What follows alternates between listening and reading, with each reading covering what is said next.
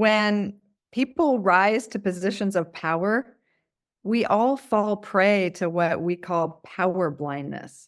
And what that means is we lose sight of what it feels like to be the one with less power. And we lose sight of how our tone of voice or rejecting an idea can ruin someone's day. Expanding possibilities, the mindset zone. I'm your host, Melikian. I'm here to support you, increase your impact while preventing burnout.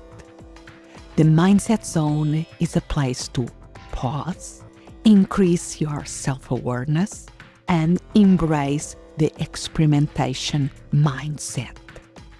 Find more resources, including information about the Mindset Zone book and audiobook at mindset.zone. Yes, instead of .com is .zone. Today, our special guest is Jamie Woolf. Jamie is a renowned innovation cultivator, speaker, and the first director of culture at Pixar Animation Studios. She's now bringing over 3 decades of experience working with organizations like Google, DreamWorks, the University of California, and of course, Pixar Animation, to inspire thousands worldwide to embrace innovation as a catalyst for personal and organizational transformation. Welcome to the Mindset Zone, Jamie. Thank you, Anna, for having me. And I love that you have this TED talk that focus on why good people become bad bosses. So tell me a little bit about that. When people rise to positions of power, we all fall prey to what we call power blindness. And what that means is we lose sight of what it feels like to be the one with less power. And we lose sight of how our tone of voice or rejecting an idea can ruin someone's day. And also, just by virtue of our title, people stop telling us the truth. They stop giving us the honest feedback. They start laughing at our stupid jokes. And it creates this reality distortion that gets in the way of our ability to be truly great leaders.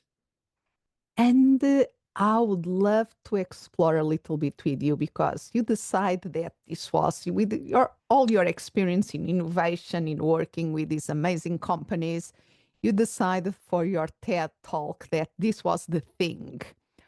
Why that? Why did you pick this as the topic for your TED talk? When I think about the years that I've worked in so many different industries, what's the thing that kills creativity? Bad bosses. Maybe they inadvertently shut down ideas, or they're so focused on profit and efficiency that they don't give the spaciousness and the psychological safety for people to flourish creatively. They don't want the bold ideas, and in so many ways, they undermine that kind of fresh, original thinking.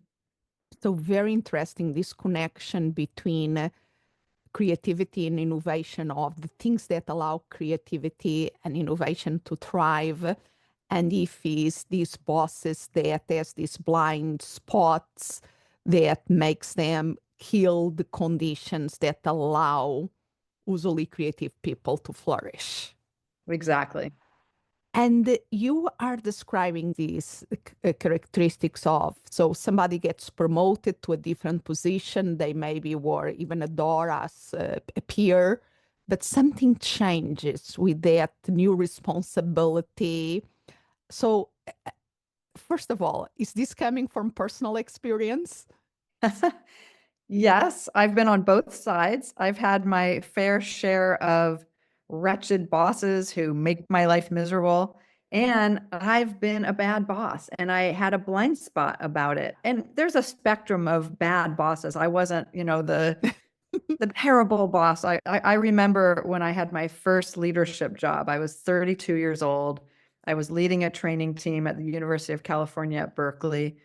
And I thought I was a really good boss until an employee came into my office and she said she wanted to speak with me. And she was so upset. And she said, I have been working so hard, Jamie, on this training program that I've been delivering. And I've invited you to come observe multiple times, and you've never shown up. And furthermore, she tells me, I think you play favorites. And I'm thinking, holy crap, I am a bad boss. I'm not a good boss, because she was right. I was too busy to show up. And I didn't realize the devastating impact that had on her, because I am the boss and I was too busy to show up for something that I had created as a goal for her. She's doing this magnificent work and I'm too busy to show up. So, there's gradations of terrible, but in my mind, that was a wake-up call. Yeah, you are not living to your own expectations. Exactly. So let's unpack that, because I think there is a ton there to unpack. You, in your own career, you have been under better bosses, not so good bosses. Also, that continues. And Yes. you noticed that didn't help your creativity and innovation to flourish. So when you said that you are in your 30s, when you got this first managerial leadership position, I bet that in your mind, you say, I'm going to be the best boss of all. That's the thing. It is my job. I am paid to help people be good bosses. And if I could fall prey to power blindness, anyone can, because yes, that was my passion. That's what I went to school to do. That's what I was doing as my actual job description. And I was being not a great boss. So what have you learned from all these personal, professional, and years of experience that can help us to avoid this, or to learn from it and recover as quickly as possible? Yes. I think one of the things that's essential, it's really an ethical obligation for leaders, is to get off the treadmill and spend time doing some honest self-reflection. Are there things that people might not be telling me? How am I perhaps putting up walls or not prioritizing time with my team? So all of those questions, in addition to asking people, what can I be doing differently to support you better? And getting out in the so-called trenches so I could talk to people who are on the front line doing the work, that mitigates my disconnection, because we all get disconnected and we're focusing on results. And it's not to say that bosses don't have a tremendous amount of pressure on them. So no judgment. I've been there. But we do need to think about the effect that we're having on our staff who are working so hard, in many cases, to please us. We got to show up. We got to talk to them. We have to make the time. So you are speaking a lot the importance of having the time to do that self-reflection, to have being open to ask, to have time to be a little bit on the trenches with the people that we are leading. But tell us, what will be the red flags? Because like you said, people are extra busy. And in these positions of leadership, they have a ton of responsibility in their shoulders. What can be, by your experience, like the red flag that, oh, maybe I'm starting to develop some blind spots that are not going to be very good for my team and organization? One of the important things is if you're not getting tough feedback or people aren't pushing back, questioning your ideas, your suggestions, if you're not getting dissent in the room, if you're not getting debate in the room, that might be that you're inadvertently creating a chilling effect, and you're also undermining creativity. So there should be an ease that people have with you to ask you questions and to tell you when you messed up. So that's one thing. The other thing, I always suggest that leaders think about who's in their circle. And are the people in their circle very much like them in terms of educational level, tenure, function, race, age, because we get in our own echo chambers and it makes it very difficult to A, be inclusive, and B, have a diversity of input so we're making sound decisions. So getting out of that echo chamber and reaching out to people who might not be your usual suspects, the usual people that you ask for advice, who you mentor, who you promote, who you share confidential information with, who you socialize with. I love that. So almost can imagine that one great spot for people to start that self-reflection is like a team meeting. Who are the people in the room tells a little bit of this circle. If everybody looks the same, behaves the same, talks the same, there is lack of different perspective to create the innovation and creativity that I think any organization needs.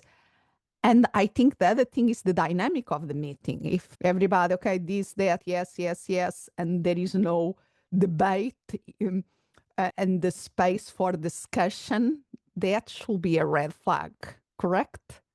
Yes, that's a red flag. And if you're talking most of the time and you're not asking questions and you're not listening, or people are bringing up ideas and you're saying, no, it'll never work, or you're not saying, tell me more. So I always encourage leaders to be really mindful of how many questions are they asking? Are they speaking over people, or are they speaking too much and not listening enough? Wow. So you will agree that if you had to, and probably you'll have other favorites, but if you have to diagnose the situation in organization, a team meeting is a great place to go to. That's a rich place for data. Yes. What will be the other places that can give you a little bit of the feeling of the blind spots and the issues that the organization can have in terms of their culture that is not allowing more innovation and creativity to flourish? One of the things on an individual level and on an organizational level is to look at who are the people being promoted, who are the people being rewarded, who are the people being elevated. Do they all look the same, act the same, talk the same? Or are we reaching outside of ourselves so that we're not just looking for people who are similar to me and thinking that's what we want more of? No, we need to have the richness of people who have very different perspectives. And there's so much research that shows that's the way to have the best products, the best designs, the best output, the best results. And I think it is the research and the human nature we have is the comfort zone. We are comfortable with certain peers. We are comfortable in certain circle that shares the same point of views, that feels cozy there. I think it's a big reason why that's perpetuated. It's cozy, it's comfortable, it doesn't challenge us, but that's exactly why it doesn't lead to the best decisions, because if we're comfortable, we're not challenging our own thinking, and that can lead to really poor decisions. And I think that kind of dynamics is also behind why that honest feedback that maybe they had as a peer member of a team and then they go to a leadership position, they are stopped receiving that honest feedback. What are the psychological mechanisms that are playing there? If we all know how hard it is to give our superiors, I don't like that word, but our boss, our leaders, honest feedback. I was just talking to someone today who's an executive who was having difficulty talking to the president, or a supervisor who's having difficulty talking to a manager, individual contributor. It doesn't matter where you are in the hierarchy. It's just difficult to tell the people who hold power over us the truth. They do hold power over us. They hold promotions. They hold your paycheck. So of course it's high stakes. Let's be honest about that. Let's talk about the power dynamic rather than putting it on people. Well, just have a courageous conversation. Just be honest. It really is, I think, the responsibility of the leader to make it comfortable and to insist on feedback and to model the receptivity by saying thank you and making changes in their behavior. That will perpetuate more safety. And that has to do with what you're also speaking before, the psychological safety. Create that space of psychological safety that people feel comfortable to speak. It's vital if you want to get any kind of good work done in the complexity that we're dealing with at work, with the vexing problems we need to solve. Yes, we need that. I'm in one of the things, I have a micro business, but I'm part of boards of other organizations, voluntary organizations, but organizations. That is a fascinating thing, being part of a team, and sometimes they have leadership positions there. And I always appreciate to have the person that sees things when everybody's saying, yes, yes, yes. And then there's somebody, wait a moment, maybe we are not seeing that point. And I know that mainly we are trying to advance the agenda, but that voice is so important. And I think that's a really leader-like thing to do, even if you're not the leader by title, is to ask, what are we not seeing here? What perspective are we missing? There's so many powerful questions like that, and you don't need to be the leader in the room to ask those questions. Love it. And you also have developed a concept that you call the leadership mirror. Tell us a little bit, how does it help leaders become grow and become better leaders?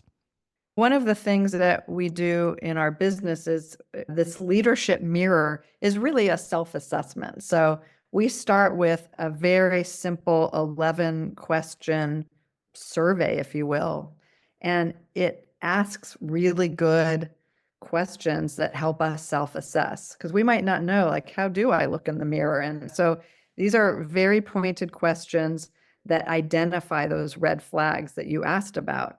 And by the end of this 11 question survey, you can see where most of the pitfalls are, where most of the red flags land. And that then allows you to say, okay, what am I going to do differently? And so that's one thing, is the self-assessment. And the other thing is there are so many creative ways, for example, to ask for feedback. And it might be a 360, it might be in your one-on-ones, it might be instead of even using the word feedback, which I think creates a stigma, Yes. is to just say, what advice would you have for me in the next meeting to make it more productive? And simply by taking out the word feedback, people are more likely to say, well, one idea I have is we might just start with some questions of the day when we go around the room. So it takes some creativity, and it's not a cookie cutter approach, but we need to get creative about how to become even better leaders.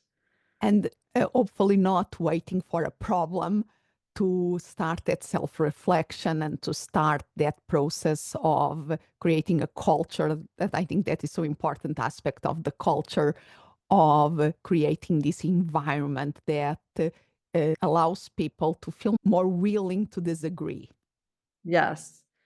Debate is so important, and I always diagnose teams. Like, people will bring me in and I'll just be a fly on the wall, and I'm always looking for how polite people are, because that's a red flag. Why are people being so polite? The sign of trust is that I'm saying, wait a second, that doesn't make sense, or wait, I want to hear more about that idea. That's not on the surface sounding what we should be doing. So it's just being real in the room versus being very dead inside or being polite. There's so many signs that you can just see with your ears and eyes and not even be a contributing member of the meeting to see how healthy it is. And the fascinating thing you are describing there, and I'm reminding, because I'm originally from Portugal, we don't have the Mediterranean Sea there, but we have a Mediterranean culture. So I still remember my daughter must have been like 5, 6 at the time that we were spending time in Portugal, family get together, just a meal. And she turns to me, why is everybody mad with each other? Because we're speaking passionate about something that was me and my brother discussing about the color of something or nothing, but passionate about. And we know that afterwards everything is okay. But I think sometimes we live in no, everybody has to be proper, we cannot disagree. And that is not the best environment for creativity and innovation. And that brings up another thought, which is some families, like I was working with an Asian American leader who it was grilled in her by her family to not speak up in the room, to not challenge superiors. So we really do need to be creative about, there are going to be those people who have been trained from an early age to question and debate, and others who might be more about you're supposed to stay small and stay quiet and be demure. And so we have to find ways for all of us to be able to have that safety. And that's why it's not an easy task to be a leader and to create the truly inclusive dynamics. And how do you see, because you've been working with technology, how do you say, for a long time, and from companies from Google's DreamWorks, Pixar, that is, the technology was there, so important for, and the creativity and the innovation around that. So now with this wave of the AI, that artificial intelligence, it's disrupting everything. How, as the creativity and innovation expert you are, how do you see the role of AI impacting leadership and management going forward? AI is a great efficiency tool. It's a great tool. It is not replacing humans. It will never replace human creativity. So, in my mind, in the work that I do, I see that this means that creativity is an even more essential skill because we need to differentiate from what AI can do. And AI can do a lot. And so, all the more reason that we need to be really good at analytical thinking, at asking good questions, at thinking out of the box, thinking about something that doesn't yet exist. AI does not do that. That's what humans do. So it's a new challenges and a new tool in the toolbox, and even more important, we have that room for dialogue and the disagreement and that psychological safety where we can use these tools, but also questions these tools to create the next great thing out there. Exactly. Yes. And a fascinating thing as a tool that I find of AI even can be something, and I'm curious if you ever play with it with this ChatGPT or Claude or any of these bots that you can speak to or speak with as a tool for self-reflection. Oh, yes. It's amazing that you could actually, you can put into AI, what am I not thinking about in a meeting where some people talk more than others? And it can generate a number of questions. So I worry about it replacing human beings that teach or that mentor or that coach. But it can get us started in thinking about things, thinking about how to outline our self-assessment, but I don't think it's very good at interpreting and then helping to guide the nuances of how to change behavior. That's psychological. And that is the emotional intelligence that you only can feed them what you have the information by verbally or by text, so you don't get all that the clues that are so important in a real situation. Yes, yes, yes. So I totally agree. I think there is totally room for us humans in these equations, and to make sure that we are harnessing the power of these technologies to be of service to our humanity in a better future, not the other way around. I love the way you said that. Yes. Yeah. So, how can people learn more about you and work with you do? We have a website called creativity-partners.com. And my email is jamie@creativity-partners.com. And we have a whole host of workshops and self-assessments and coaching services all around this focus on power, because I don't think we talk enough about power and that what it does to us and what it does to other people and how it plays out, but it's fascinating. Absolutely. And going back to the AI is so important in terms even of the power and in terms of using these to do better rather than just more. I love that. You're singing my language, Anna. Yes. And we have to bring more people to the table, more people to this movement. I'm always about how can we bring more people of the humanities to get together with the technologists and really get into a good conversation and discussion and argument, whatever it needs, that to make sure that we are building a better future. Those two need to come together and be integrated for sure. Yes. And the different perspectives is what can make the magic happen. Because yes, we have different backgrounds, we have different perspectives, but we need all of those. And that's what I loved about working at Pixar for 12 years is we brought the technology and the heart together. You have story, you have art, you have technology, and there's magic that happens when you blend those. Yeah, let's make that magic happen. So keep doing the good work out there in this world. And it was a pleasure to have you in the Mindset Zone. Thank you, Anna. It was such a pleasure to talk with you. Expanding possibilities, the Mindset Zone. If you can think of a person who will find this episode helpful, please share it. Spreading the word about the Mindset Zone podcast is very powerful. For extra resources, including information about the book and audiobook, Mindset Zone, Actualize Your Human Potential, go to mindset.zone. Yes, instead of .com is .zone. As always, I'm so grateful that you are here. Expand what's possible for you, for the ones around you, for the world.